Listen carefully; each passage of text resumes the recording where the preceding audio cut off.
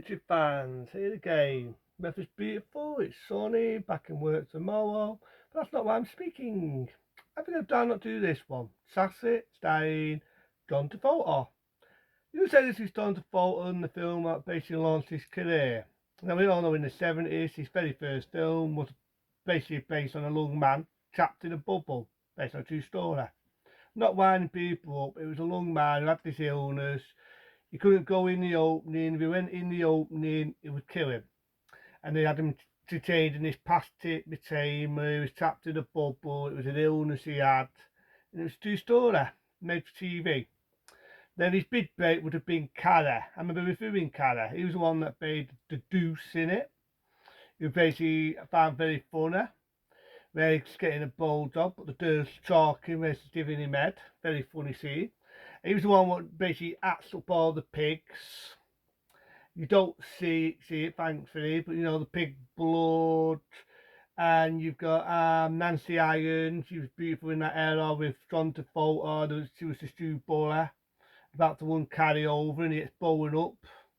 Sissy Spassy, if I remember rightly, fixed the car, pulls them up. Well, he was in that.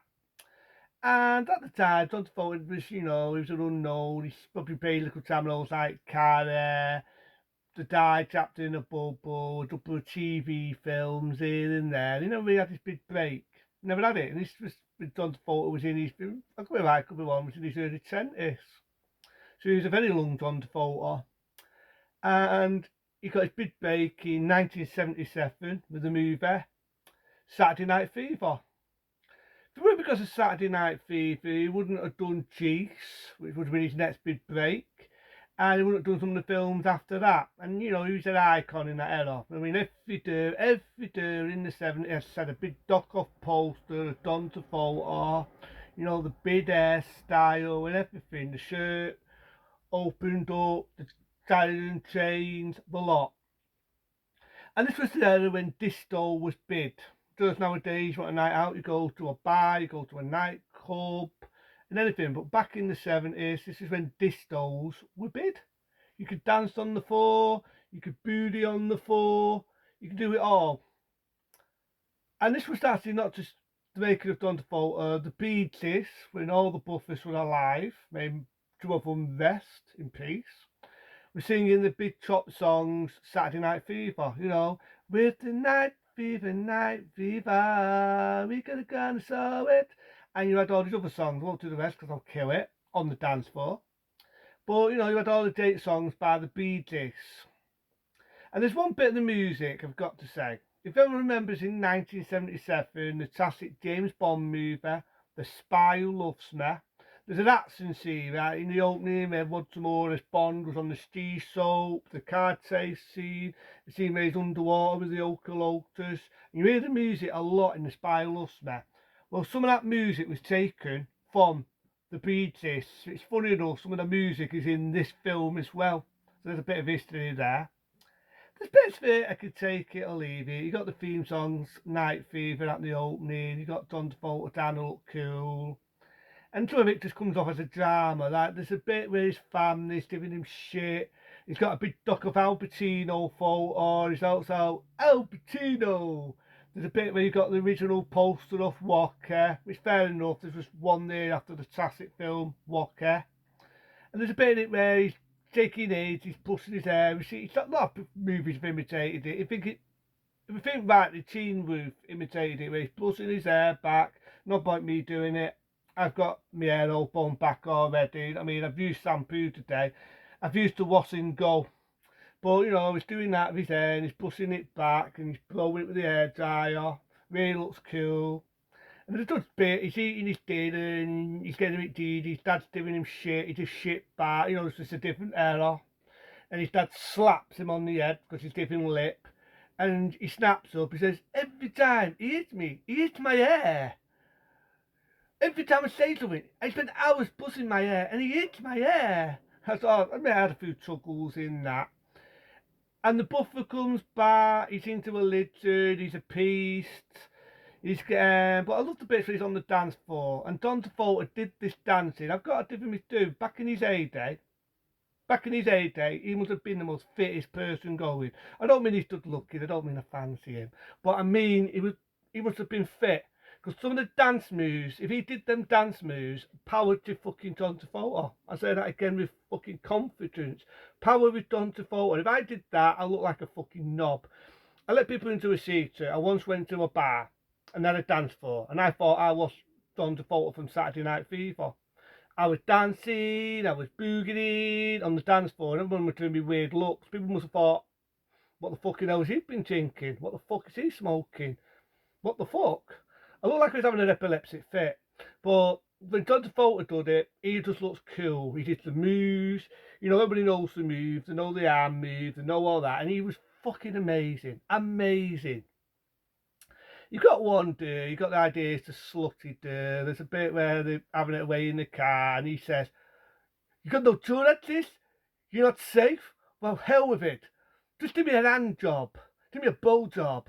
Something like that. But I'm thinking to myself at that point, well, Todd Foley, you're a dick. You're a dick. Because you're thinking with your dick, and you're having to go at this day because you've got something to be safety. Well, why do you not get yourself a packet of condoms? Anyone who's thinking with the dick. I know the 70s was a different era, but even then, come on, get a packet of fucking Durex if you want a bit of fun in the car. But he's doing this dirty shit because he's not keeping himself safe. And he meets another girl on the way. And remember that, he's like a dancer or something. And he wants to do a bit of dance moves. And she helps him out. She helps him out. But on the way, I think he gets into a fight. They have this dancing competition in a disco. After this big dancing competition, he wins, but for some reason John Travolta doesn't agree with it. He just didn't think he should have won, so he gives to other people the prize. So you can have it. And he tries it on with the dude who basically just wanted him as a friend. He didn't see that. He felt there was more.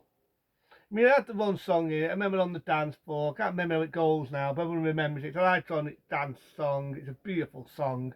Again, sang by the Beatles. I think it's on the night when we go on, saying the night. You might remember it. How Deep Is Our Love, which we all know was re-sang by Take That. That's it. How Deep Is Our Love. So that was played by the Beatles, you know. But like I say, he ties on with his dirts. He pushes him away. But it's basically at this point, John Travolta almost turns into a rapist in the film.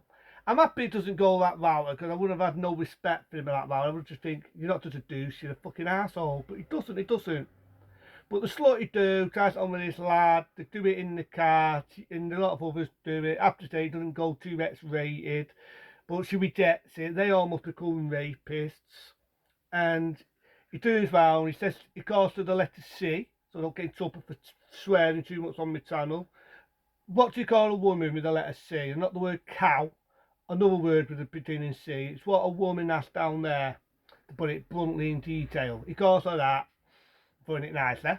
And she cries, he says sorry, one lad rejects it. Oh, I almost forgot, halfway through the film, they're fucking around on this bridge, but there's a thing down below that stops them from falling. So I thought that was that funny scene. Well, he's fucking around, this lad, and that scene where he was messing on the bridge, but by accident, he uses his jip and he falls to his death. So they're going to the thing, investigating by the police. He's in a tram. You've got another beautiful song by the Beatles. He's in a tram. And then he meets the girl who he tied it with. He apologises. He said he shouldn't have done what he did. She rejects him because he didn't go that route of fan fuck. She says, we'll just be friends. We'll be friends. It ends there. He holds her hand. It beautifully pauses. You got another beautiful song by the Bee Gees.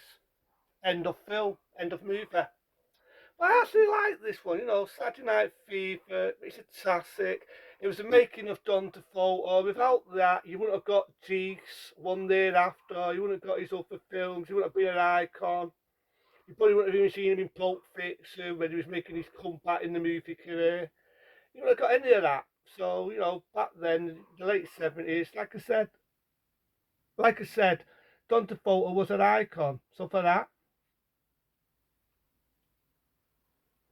a 15-star rating from me. And to them, I'm going to boogie on the floor. And I'll see you later.